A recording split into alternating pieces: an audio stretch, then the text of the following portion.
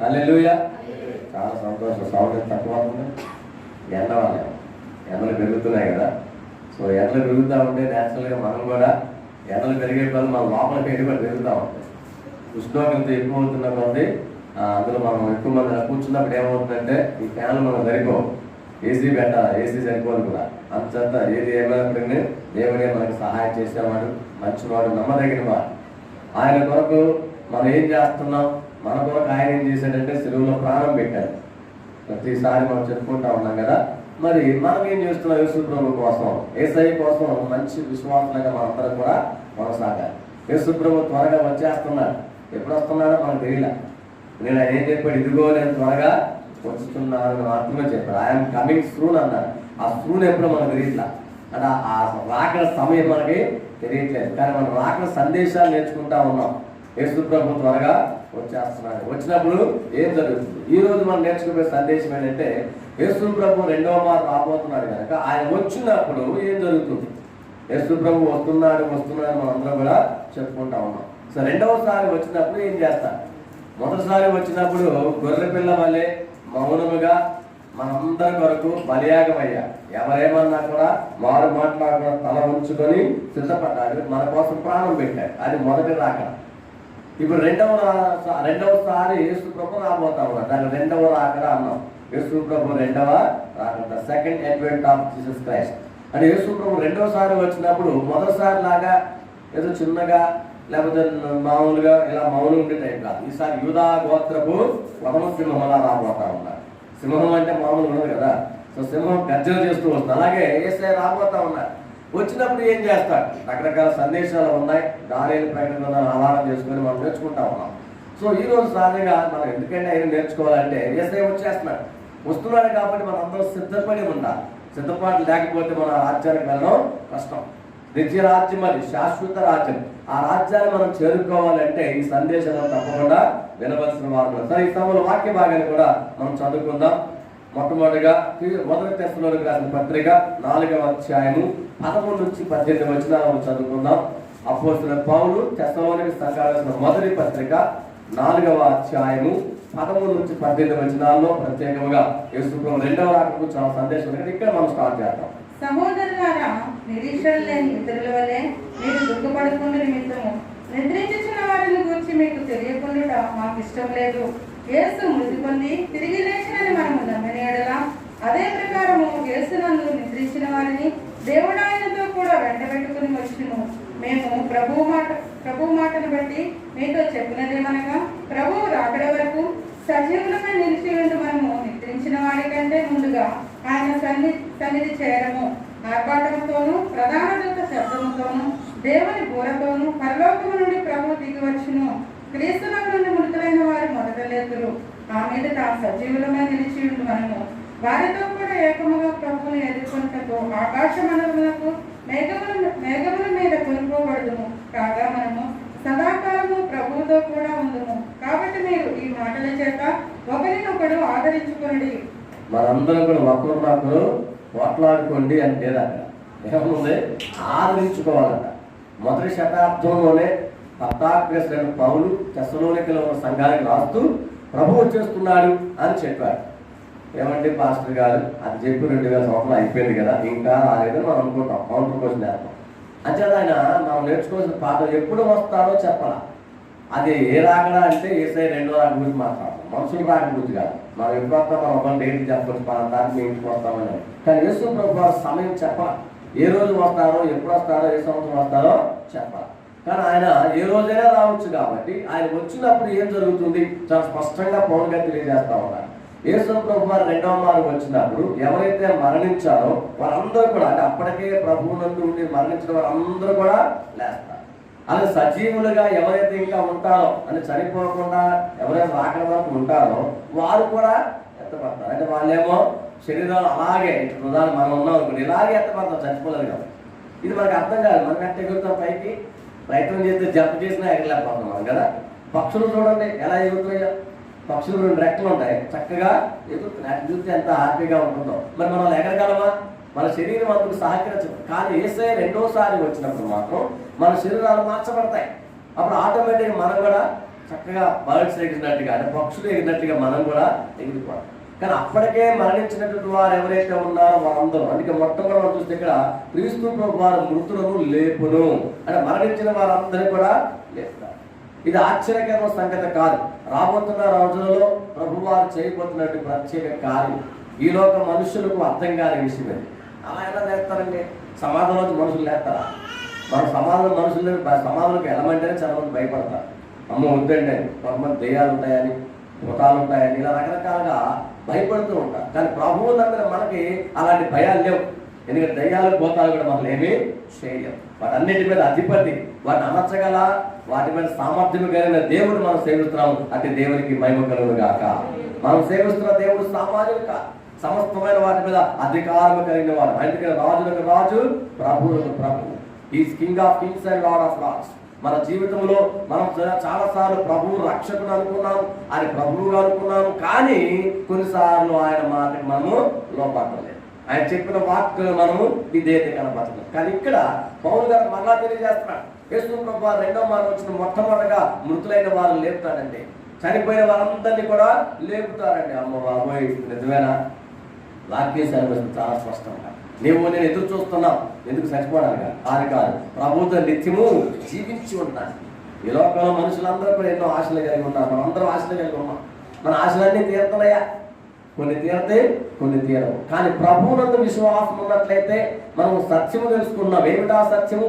యేసు ప్రభు వచ్చినప్పుడు నేను ఖచ్చితంగా పరలోక రాజ్యానికి వెళతాను, ఆయన రాజ్యములో శాశ్వత కాలం అంటే నిత్యము కూడా నేను జీవించామంటాను. ఈ లోకంలో మనకు ఎదురైన తాత్కాలికమైన బాధలకే మనం చాలా తిప్పలు పెడుతున్నాం. ఎన్నో కష్టాలు, ఎన్నో ఇబ్బందులు, ఆర్థిక సమస్యలు, అనారోగ్య సమస్యలు, కుటుంబ సమస్యలు, లేకపోతే ఇతరుల ద్వారా సమస్యలు, రకరకాల శోధనలు మనకు వస్తూ ఉన్నాయి, లేకపోతే ఇబ్బందులు వస్తున్నాయి. వీటిని చూసి మనం చాలా మానసిక కృంగిపోతూ ఉంటాం, లేదు దిగులు పడతా ఉంటాం. కానీ ఇక్కడ దేవుడు వాక్యం సెలవిస్తుంది, యేసయ్య రెండో మారు వచ్చినప్పుడు ఈ బాధలన్నిటికీ ఫుల్ స్టాప్. ఇక అవన్నీ కూడా మనకు రావు. ఆ శ్రమల సమస్య మనకు ఉండవు. కానీ మృతులైన వారు లేస్తారు, ప్రభువు లేపుతారు. ఇప్పుడు చచ్చిపోయి లేదు బాగుంటుంది అనుకుంటా కదా. చచ్చిపోయిన తీసుకొచ్చి ప్రార్థన చేయని పాస్టర్ గారు లేపుతామంటే దేవుడు చిత్తమని కొంతమంది బతుకుతారు. అన్నిసార్లు అందరూ పక్కన నువ్వు లేదు కదా. అలా అయితే ఈ ప్రపంచంలో స్థలం సరిపోతుంది. ఇప్పటికే ప్రపంచ జనాభా రోజు రోజుకి ఇది మాట్లాడే టైంలోనే సెకండ్కి కొన్ని వందల మంది పుడతామంటే ప్రపంచవ్యాప్తంగా చనిపోయేవాళ్ళు ఉన్నారు. చనిపోయిన వాళ్ళతో పుట్టిన వాళ్ళు లెక్కేస్తే పర్సంటేజ్ చచ్చిపోయిన వాళ్ళకి బతుకు పుట్టిన వాళ్ళు ఎక్కుకుంటున్నారు. అందుకే సరిపోతుంది, ప్లేస్ సరిపోతుంది. అందుకే మనం చచ్చిపోయిన వాళ్ళు మళ్ళీ తెచ్చేవాళ్ళు ప్రార్థన చేయండి పాస్టర్ గారు, మీ దగ్గర పవర్ ఉంటే అది మర్చిపోతున్నారు. పవర్ మన దగ్గర కాదు, పాస్టర్ గారి దగ్గర లేదు, నా దగ్గర లేదు, ఏ పాస్టర్ గారి దగ్గర లేదు. నిజానికి మరి ఎవరి దగ్గర ఉంది? మనం సేవిస్తున్న దేవుని దగ్గర ఉందన్నమాట. ఆ దేవుని నామంలో ప్రార్థన చేస్తే దేవుడు చిత్తమైతే వాళ్ళు బతుకుతారు. ఇంకా వాళ్ళతో పని ఉంది భూలోకంలో. వాళ్ళ ద్వారా దేవునికి మహిమ జరగాలంటే, దేవుని కార్యం జరగాలంటే కొన్నిసార్లు లేపుతాడు. కానీ మనం తెలియని చాలాసార్లు అపోహపడి ప్రార్థన చేస్తాం, చచ్చిపోతున్నప్పుడు బతికించిన ఆయన. తప్పే కాదు, ప్రార్థన చేస్తాం, బతికించాలి. కానీ దైవ చిత్తం అయితే వారు బ్రతుకుతారు. లేకపోతే సార్లు అయినా భూలోకంలో దాని దగ్గరికి పోదా ఉందామని చెప్పి అంటారు. చనిపోయిన వారిని బ్రతికించగల సమర్థుడు. అందుకు మీకు అందరూ తెలుసు, నేనే గొప్ప సాక్ష్యం. 2014 సంవత్సరం జులై మాసం 27వ తారీఖు నేను చనిపోయాను. మీకందరూ చాలా మంది గుర్తు. చనిపోయిన శవాన్ని తీసుకెళ్ళి దేవుడు బతికించలే. డాక్టర్లు వల్ల ఏమన్నా చనిపోయి శవాన్ని తెచ్చారండి అంట. అలాగే నన్ను బతికించి అన్నిసార్లు బతికించాలని రూలేం లేదు. కానీ దేవుని కొరకు, దేవుని మహిమ కొరకు బ్రతికించాలి దేవుడు చిత్తమై ఉంది కనుక నేను బతికి రోజు మీ ముందు నిలబెట్టిన మాటలు చెప్పగలుగుతానంటే దేవునికి మహిమ కలుగును గాక. హల్లెలూయా. సో దేవుడు సమర్థుడండి. మరి మీ జీవితాల్లో కూడా సాగు దాకా వెళ్ళిన వారు ఎంతలో దేవుడు బతికించారు. మీ గుర్తులేదు ఒకసారి చూసుకుని వెనక్కి ఎదిరి ఇంకా లాభం లేదండి చచ్చిపోతారండి అన్న. కరోనా వచ్చింది, ఎంతోమంది చనిపోయారు కరోనా వల్ల. మరణపు అంచుందాక, డెత్ బెడ్ అంటాం, మరణపు అంచుందాక వెళ్ళి దేవుడు అన్నాడు, కంగారు పడకు, ఆయా మీతో నేను నీతో. దేవుడు మనల్ని కాపాడాడు. ప్రతిసారి మనం గమనించవలసింది, దేవుడు మనల్ని విడిచిపెట్టడం లేదు. ఆయన ఇంకే మన పట్ల ఏదో చేయాలనుకున్నాడు, ఏదో దీవించాలనుకున్నాడు. మనకి ఎంతసేపు శ్రమ వచ్చినప్పుడు నాకే ఎందుకు ఈ శ్రమ, నాకే ఎందుకు ఈ బాధ అని దేవుని మీద ప్రశ్న వేస్తా ఉంటాం. కానీ ఇక్కడ వాక్యం సెలవుస్తుంది, యేసయ్య రెండో మారు రాబోతా ఉన్నాడు. ఆయన రాకడకు మనం సిద్ధపడవలసిన వారు వెళ్ళాం. వచ్చినప్పుడు ఏం జరుగుతుందంటే మృతులైన వారిని లేపుతాడు. నీవు నేను సజీవులుగా ఉన్నాను, మనం ఏం చేస్తాం? మనలో కూడా లేపుతాడు. చచ్చిపోయిన మనం కాదు, మనం చావలేదు కదంటే అలాగే లేస్తాం. అందరం కలిసి మొత్తం మీద దేవునితో కలుసుకుంటాం. మనం 7 సంవత్సరాల పాటు మత్స్యాకాశ బిందు జరగకూడదు. అనేక విషయాలు మనం రానున్న వారం మనం నేర్చుకోకపోతే ఎలా అది అయిన తర్వాత సంగతి ఇక్కడ కనపడుతుందన్నమాట. మృతులందరూ కూడా ఆయన లేపుతారు. చూడండి, యోహాను సువార్త 5వ అధ్యాయం 28-29 వచనాలు యేసు ప్రభువు వారు కూడా దీని గురించి మాట్లాడుతూ మనకు కనపడుతుంది. అక్కడ యోహాను సువార్త 5వ అధ్యాయం 28-29 వచనాలు చదువుకుందాం. మేము దేవుని క్రియలు జరిగించుటకు ఏమి చేయవలని ఆయన అడగగా, యేసు ఆయన పంపిన వారిలో మీకు విశ్వాసం ఉంచుటయే దేవుని క్రియ అని వారితో చెప్పాను. 5వ అధ్యాయం 28-29 వచనాలు. యోహాను సువార్త 5వ అధ్యాయం 28-29 వచనాలు. మరియు దీనికి ఆశ్చర్యపడకుడి, ఆశ్చర్యపోవద్దని చెబుతున్నమాట. కాలం వచ్చిచున్నది, ఆ కాలంలో సమాధులలో ఉన్న వారందరూ ఆయన శబ్దము విని మేలు చేసిన వారు జీవ పునరుద్ధానములకు, కీడు చేసిన వారు తీర్పు పునరుద్ధానములకు బయటికి వచ్చేదరు. సో యేసు ప్రభువు చెప్పిన మాట, ఆశ్చర్యపోవద్దు.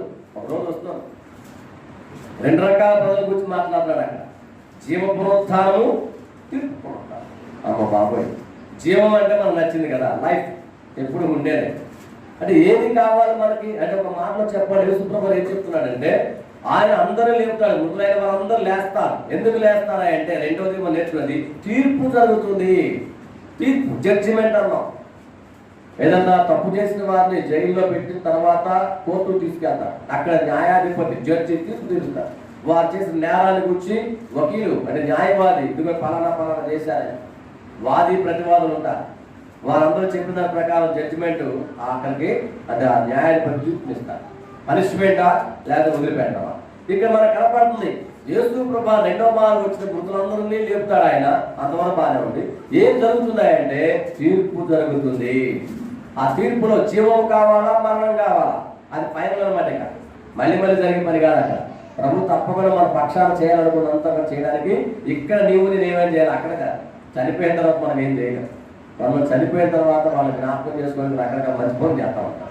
అది కూడా మంచిదే, కానీ ఆయన చచ్చిపోతే ఇంకేం చేయలేము. మనం ముందే చనిపోక ముందే వారు చేయవలసిన ఏదైనా కూడా ప్రభు నిమిత్తమై చేయవలసిన వారు. నీవైనా నేనైనా ఆ పునరుద్ధానం దృష్టిలో పెట్టుకొని మరణించిన తర్వాత మరలా మనకి నిత్య జీవం అనేది ఉంది. యేసయ్య రాకల్లో మనందరికీ కూడా తీర్పు తీర్చబోతా ఉన్నాడు. ఆ తీర్పులో మనకి మేలు కలగాలంటే ఇక్కడ మనం మేలు చేసేవారిగా ఉండాలి. తీర్పు అనేది ఖాయం. యేసు ప్రభువు చెప్పిన మాట మనకి అక్కడ కనపడుతుంది. చూడండి, మత్తయి సువార్త 25వ అధ్యాయం 31 నుంచి ఒక 5 వచనాలు చదువుకుందాం. చాలా వచనాలు ఉన్నాయి, అదంతా కూడా చదివే సమయం కాదు. కానీ మత్తయి సువార్త 25వ అధ్యాయం 31-46 వరకు కానీ చదువుకుందాం. ఒక 5 వచనాలు మాత్రం చదువుకుందాం. మత్తయి సువార్త 25వ అధ్యాయం 31 నుంచి 37 వరకు చదువుకుందాం. తన మహిమతో మనిషి కుమారుడును ఆయనతో కూడా సమస్త దూతలను వచ్చినప్పుడు ఆయన తన మహిమతో సింహాసనం మీద ఆసీనుడై ఉండును. అప్పుడు సమస్త జనులు ఆయన యొక్క పోగు చేయబడుదురు. గొల్లవాడు మేకలలో నుండి గొర్రెలను వేరుపరిచినట్లు ఆయన వారిని వేరుపరిచి తన కుడివైపున గొర్రెలను, ఎడమవైపున మేకలను నిలవబెట్టును. అప్పుడు రాజు తన కుడివైపున ఉన్న వారిని చూసి, నా తండ్రి చేత ఆశీర్వదింపబడిన వారులారా రండి, లోకం పుట్టినది మొదలుకొని మీ కొరకు సిద్ధపరచబడిన రాజ్యమును స్వతంత్రించుకొనుడి. నేను ఆకలి కొంటిని, మీరు నాకు భోజనం పెట్టితిరి, దప్పికొంటిని, నాకు దాహం ఇచ్చితిరి, పరదేశులై ఉంటిని, నన్ను చేర్చుకొంటిరి, దిగంబరినై ఉంటిని, నాకు బట్టలిచ్చితిరి, రోగినై ఉంటిని, నన్ను చూడవచ్చితిరి, చెరసాలలో ఉంటిని, నా ఎదుగు వచ్చితిరి అని చెప్పును. అందుకు నీతిమంతులు, ప్రభువా, ఎప్పుడు నీవు ఆకలి కొని ఉండుట చూచి నీకు ఆహారం ఇచ్చితిమి, నీవు దప్పుకొని ఉండుట చూచి ఎప్పుడు దాహం ఇచ్చితిమి. ఇలా కంటిన్యూ చాలా విషయాలు కనపడతా ఉన్నాయి. ఇక ప్రధానంగా యేసు ప్రభువు ఉపమానాన్ని చెప్పారు. అంటే మరణించిన తర్వాత ప్రభువారు ఆయన వచ్చినప్పుడు జరిగే తీర్పు గురించి కనపడతాం.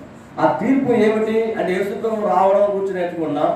రెండోసారి మనందరి కోసం రాబోతా ఉన్నాడు. మనందరూ కూడా మృతులు ఎవరైతే అయ్యారో చనిపోయిన వారు లేపుతాడు, అప్పటికి బ్రతుకున్న వారు కూడా లేస్తారు. అందరూ కలిసి జరిగేటువంటి సంభవాన్ని మాట్లాడుతున్నారు. తీర్పు జరుగుతుంది, ఖాయం, జడ్జిమెంట్ ఉంది.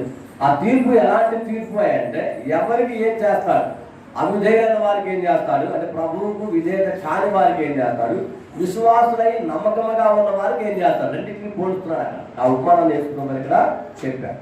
సో ఒక్కొక్క విషయాలు చెప్పాడు. అంటే ప్రజలు ఏ విధంగా దయాకార్యాలు చేశారు, లేక మంచి పనులు చేశారు, ప్రేమతో ప్రేమ కార్యాలు చేశారు. రకరకాల దానాలు కనుక ప్రధానంగా 3 కనపడతాయి. ఒకటి అన్నదానం, ఆహారం పెట్టారు. రెండోది జలదానం అంటే నీళ్ళు ఇచ్చారు. మూడోది వస్త్రదానం. ఈ 3 దానం మనకి ఎక్కువ కనపడతా ఉంటాయి. అందుకే చాలా మంది చేస్తూ ఉంటారు. అంటే ఏంటి, అమ్మయ్య అన్నం పెడితే చాలు, కడుపు నిండా అన్నం పెడితే మనిషికి డబ్బులు ఇవ్వమని చెప్పలేదు. ఆహారం కడుపు నిండా పెట్టండి, ఏక తాకి నాకు ఏమంటాడు ఇక చాలండి బాబాయ్. అలాగే వాటర్ బాగా దాహం వేసినప్పుడు వాటర్ ఇస్తే ఎంత సంతోషం కదా. అసలు ఇప్పుడు ఈ రోజుల్లో వాటర్ దొరకట్లా, శుద్ధమైన జలం అసలు వాటర్ కొనుక్కున్నాం కదా అందరూ కూడా. ఇంకా రానున్న రోజులు ఎంత అమ్ముతారో, ఇప్పటికే చాలా రేట్లు పెట్టి అమ్ముతున్నారు. మంచి మినరల్ వాటర్ బాటిల్ తెచ్చుకోవాలంటే చిన్న లీటర్ వాటర్ 15,000-20 సమ్మర్లో ఎక్కువ ఉంటారు. అంటే వాటర్ కొనుక్కొని మనం ఇస్తాం ఫ్రీగా తాగండి అని చెప్పేసి.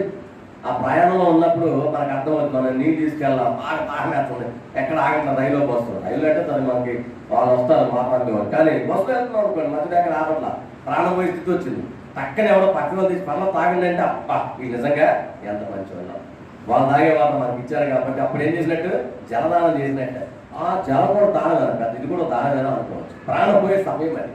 అలాంటప్పుడు ఒక మంచి పని చేయడం అనమాట. అలాగే అన్నం, కడుపు నిండా అన్నం. అలాగే పోయే వాళ్ళకి వచ్చే వాళ్ళు మన దగ్గర పెడతాం ఎంత ఉంటారు. కానీ ఆ అవసరంలో ఉన్న వారికి ఆ సహాయం చేసే మనస్సు మనకు కలిగి ఉంటే దాన్ని ప్రభు చూస్తూ ఉంటారు. అలాగే వస్త్రదానం, మన దగ్గర అప్పుడప్పులే ఉన్నాయండి, వచ్చిన వాళ్ళకి పోయిన వాళ్ళకి వస్త్రం ఎక్కడ దానం చేస్తాం? నీటిలో ఉన్నవాళ్ళకి, అంటే అవసరంలో ఉన్న వారికి చేస్తే అవి దేవునికి చేసినట్లే అంటున్నారు ఇక్కడ. అందుకని ఈ దానాలు ఎక్కువ చెప్తూ ఉంటాం. అనేక కేవలం ప్రభువుని నమ్ముకోకుండా, దేవుని సన్నిధికి రాకుండా, దేవుని వాక్యం చదవకుండా, దేవుని చిత్తాన్ని గ్రహించకుండా కేవలం ఈ దానాలు చేస్తా ఉంటే పోయి పరలోకానికి వెళ్తారంటే మళ్ళీ తప్పుడు వ్యాఖ్యానం అవుతుంది. అంటే పొరపాట్లు అపోహపాటున్న జనాలు, మేము చాలా మంచివాళ్ళం అండి, మేము అన్ని మంచి పనులు చేస్తాం. ఏం మంచి పనులు చేస్తున్నాం అండి? అందరికీ ఫ్రీగా అన్నం పెడుతున్నాం, అన్నదానాలు చేస్తున్నాం, వస్త్రదానాలు చేస్తున్నాం, సంవత్సరానికి ఒకసారి చేస్తాం చెప్తా ఉంటారు, మంచిదే. కానీ అదొక్కటే రక్షణను కలిగించదు. అవి చేస్తూ ఉన్నప్పుడు దేవుడు నిన్ను నన్ను చూస్తా ఉన్నాడు. మనం ఎటువంటి యాటిట్యూడ్, అంటే ఎలాంటి వైఖరి మనలో ఉంది, మంచి మనస్సు మనలో ఉందా లేదా? నిజంగా నీలో ఆ మంచి మనస్సు ఉంటే దానిని బట్టి తీర్పు జరుగుతుంది.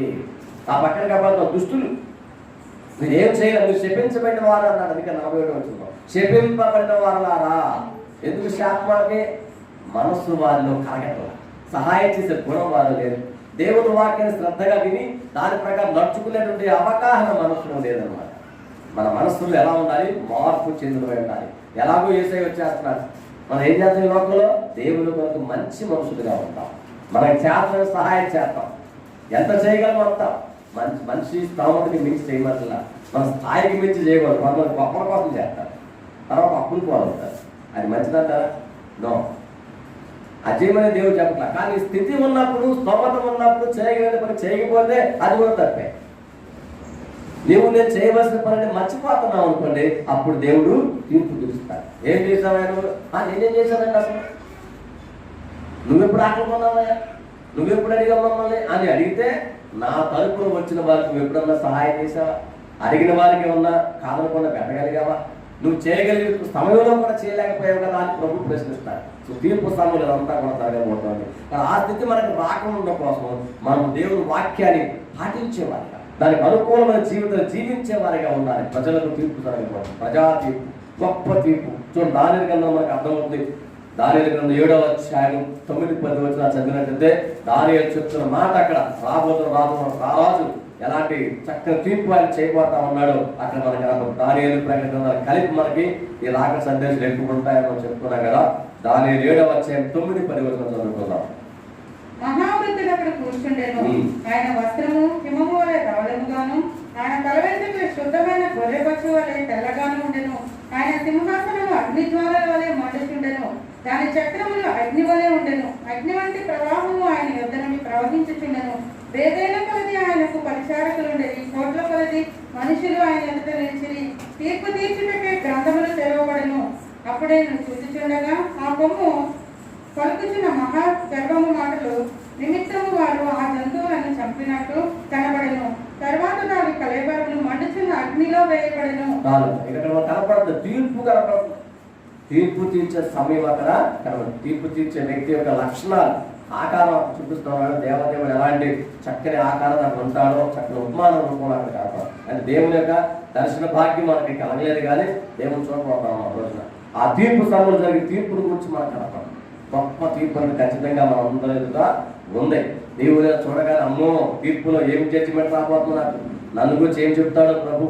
నీవు నేను అక్కడ నిలబడగానే మనందరం ఏమనుకుంటాం, రివార్డ్స్ అవార్డ్స్ ఫంక్షన్కి వెళ్ళినప్పుడు పిల్లల కోసం అలాగే మంచి మంచి రివార్డ్స్. మీ అబ్బాయి ఫస్ట్ క్లాస్ సందర్భంగా మీ అబ్బాయికి అవార్డు ఇస్తామని ఎంత సంతోషం.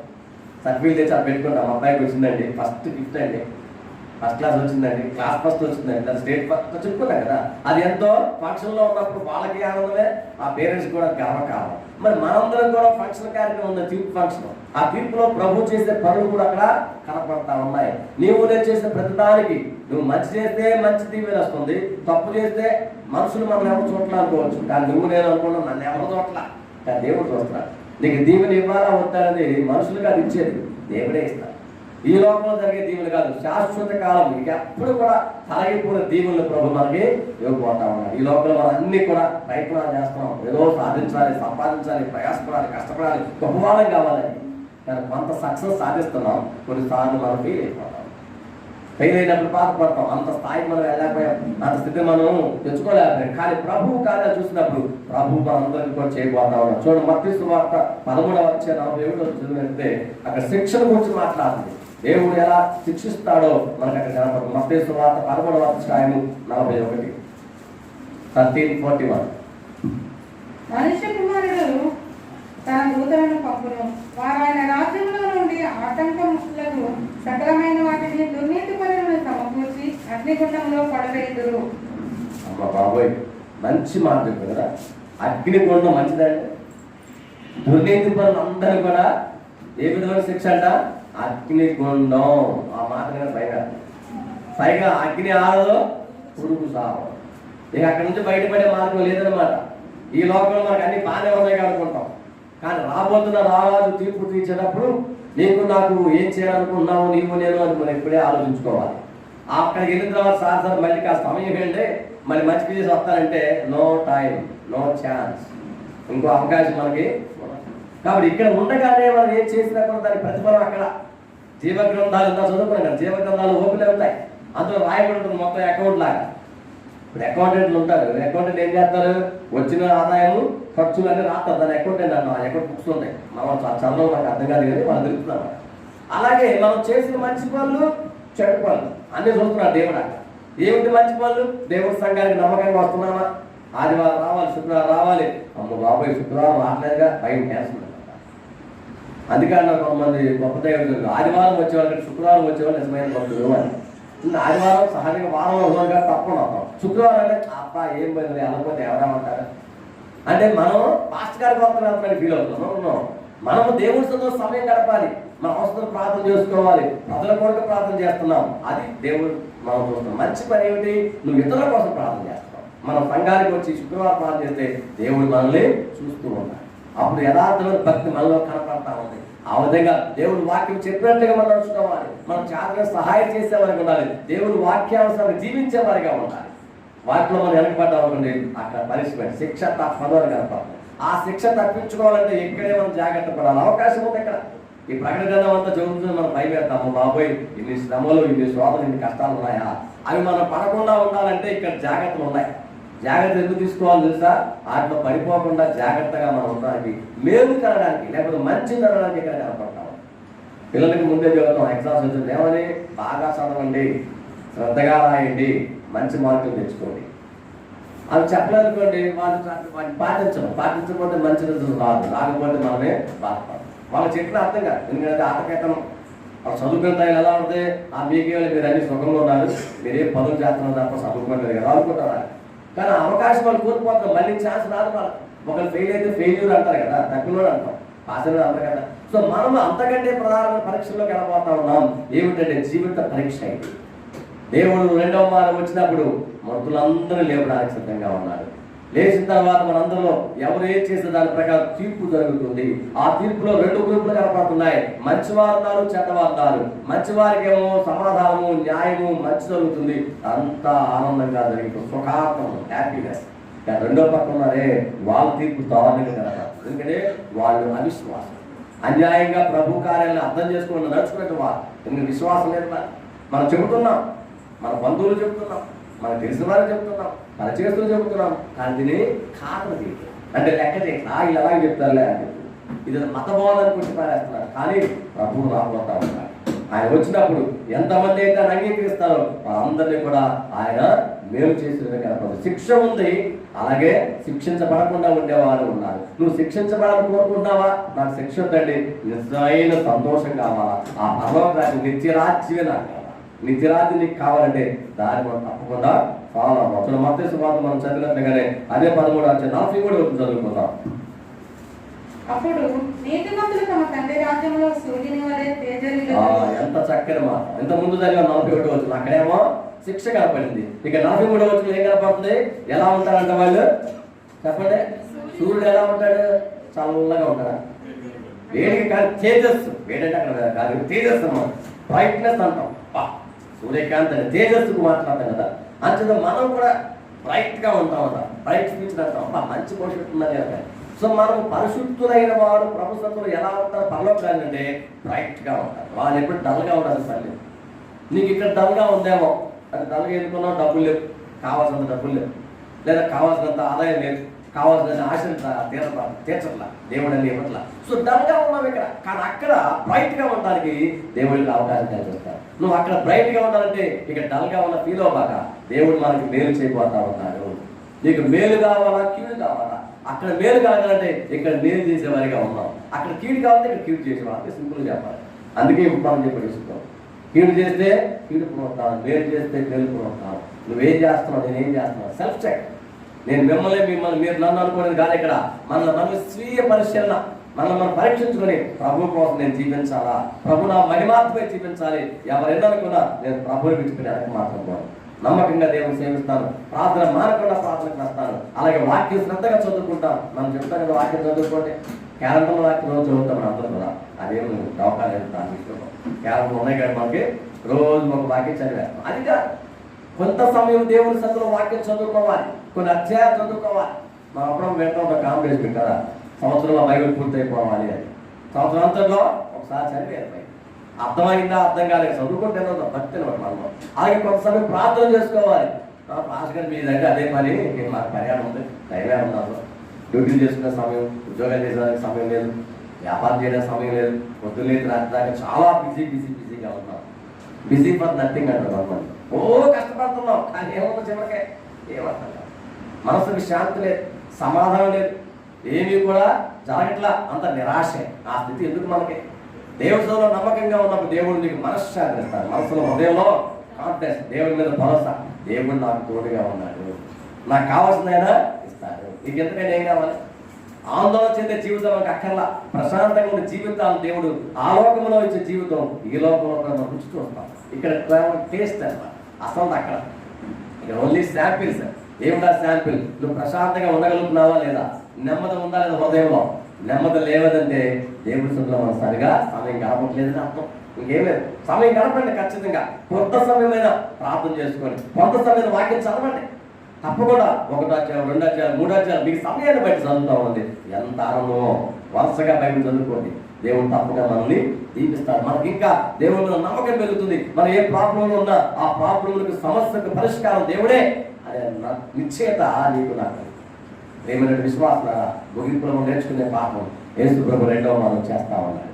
ఎప్పుడో వస్తాడు కదా, నాకు చూద్దామనుకుంటే తెలియదు. ఇదిగో నేను త్వరగా వచ్చుతున్నాను అన్నాడు, దొంగ వలే వస్తున్నాను అన్నాడు అని చెప్పడు కదా. ఎలా వస్తున్నాడు మనకి సమయం చెప్పడం ముందు మనకు తెలియదు. కానీ ఆయన ఎప్పుడు వచ్చినా మనం మాత్రం ఈ దేవుని వాక్యాలను అనుసరిస్తూ వాక్యాలను జీవించే వారిగా ఉన్నట్లయితే మనకి టెన్షన్ లేదు. ఎప్పుడైనా మనం ఖచ్చితంగా అక్కడికి చేరుకుంటాం. నాకు నీకు తీవ్ర దేవుడు ఇస్తాడు. అక్కడే కాదు, ఇక్కడ కూడా ప్రశాంత నెమ్మది ఖచ్చితంగా మనం రుచి చూడగలుగుతాం. వారిని పొందుకుంటా ఉన్నాం. బాధ వచ్చినా బాధను తట్టుకునే కావాల్సిన ధైర్యం లేకపోతే సాహసాన్ని, ఓర్పును, సహనాన్ని కూడా ప్రభు నీకు నాకు ఇస్తాడు. వాటిని పొందుకుంటూ ప్రభువులో మనం ముందుకు సాగిపోవడం. కాబట్టి యేసు ప్రభు 2వ మారు వచ్చిన ఎదురుతో ఈరోజు మనం నేర్చుకుంటా ఉన్నాం. ఆయన మృతులను లేపేవాడిగా ఉండాలి. మనందరం అప్పుడు చనిపోయి ఉంటే, ఒకవేళ చేసే మన ఎందుకంటే అప్పుడు మనం చనిపోయి ఉన్నా మనం లేస్తాం. ఒకరు చనిపోకుండా ఎవరైతే ఉన్నారో మనం అప్పటికప్పుడు ఉన్నట్లయితే మనం కూడా అలాగే కలుస్తాం. అందరం కలిసి కలుసుకుంటాం. కలిసిన తర్వాత ఏం జరుగుతుంది? తీర్పు జరుగుతుంది. ఆ తీర్పు 2 రకాలు చెప్పుకున్నాం. ఒక పక్కన విశ్వాసమైన వారు, మరో పక్క అవిధేయులు లేకపోతే ప్రభువుని విశ్వాసం లేకుండా ఎవరైతే ఉన్నారో పరిశుద్ధులు కాని వారు, వారికి తీర్పు జరుగుతుంది. వీరికి వారికి మధ్య వ్యత్యాసం.